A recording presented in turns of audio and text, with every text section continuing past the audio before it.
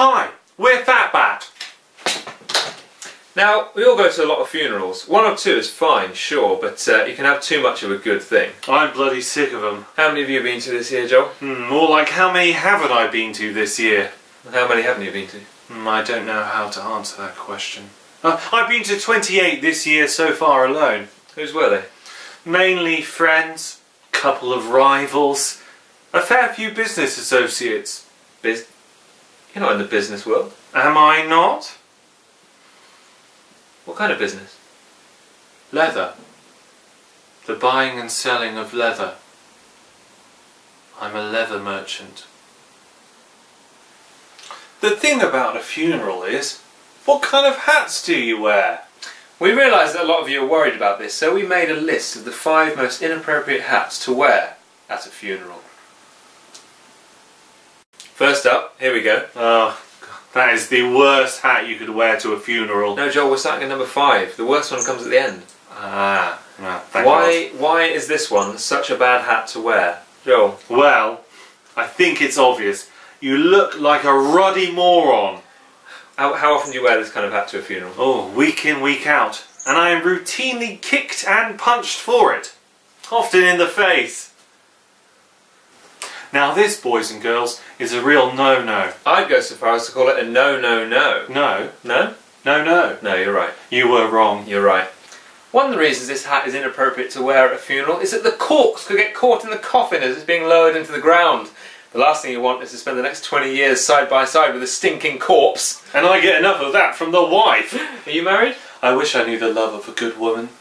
Also, cork is highly flammable, and if it's a cremation, uh-oh! Uh-oh! Yep, it won't be a case of stick another shrimp on the barbie, but more of a case of stick another shrimp, the cork, be careful with the cork on the barbie, mate, because you're gonna go up and, hey, don't stick that cork on the... This is not a suitable hat for a funeral. Never ever wear a Santa hat to a funeral. Unless it is a Christmas themed funeral. Or you're at the funeral of Santa himself. But 10 times out of 10 that is not going to be the case. Putting on a Santa hat at a funeral is a bit like inviting a close friend round your house and then pissing in their mouth. It feels good, but that doesn't mean it's right. I remember wearing a Santa hat to a funeral once. Big mistake. A child came up to me and said, "Hey mister, are you Father Christmas?" And I said, "Child, a woman has died. Can we have some respect, please? Can we have some respect in this crazy, crazy world?" And you know who that child grew up to be? Leonard Cohen. Pretty much self-explanatory, this one.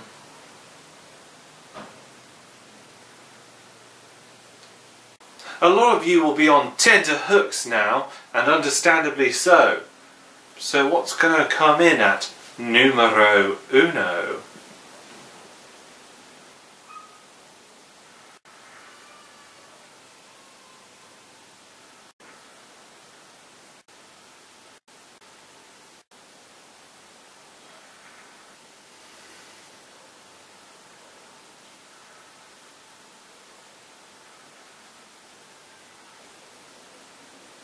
Oh. Yeah, here it is. Number 1. The chief culprit. The Big Daddy. We've all been to funerals with this big guy on our head. Feels familiar. Hello, old friend. Hello. Hello.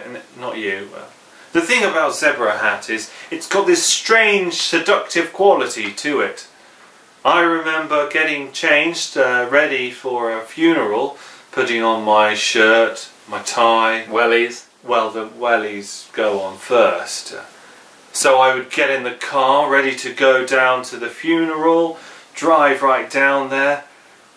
People would be looking at me, I'd be waving, smiling, but something wouldn't be feeling right.